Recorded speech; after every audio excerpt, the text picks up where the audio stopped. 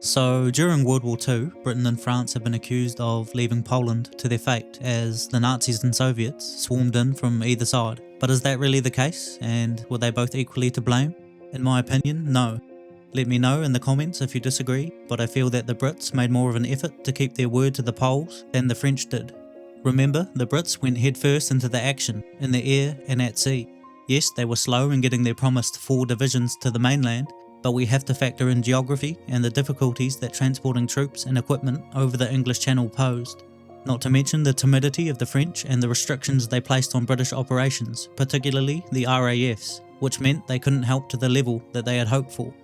It was only in the face of the pitiful French advance and the Russians entering the mix that the Brits abandoned the relief effort and switched their focus to the long game, choosing not to tempt fate and potentially open up a second front.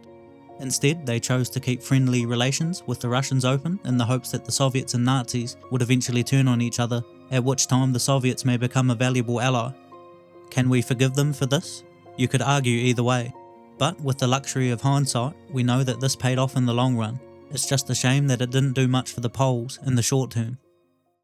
What we can argue fairly strongly is that France didn't fulfill their promise to Poland. It seemed that they just abandoned the cause after the first few jabs were thrown between themselves and Germany. They promised a bold relief effort within 2 or 3 weeks, and by all accounts, the Saar offensive didn't even get out of first gear.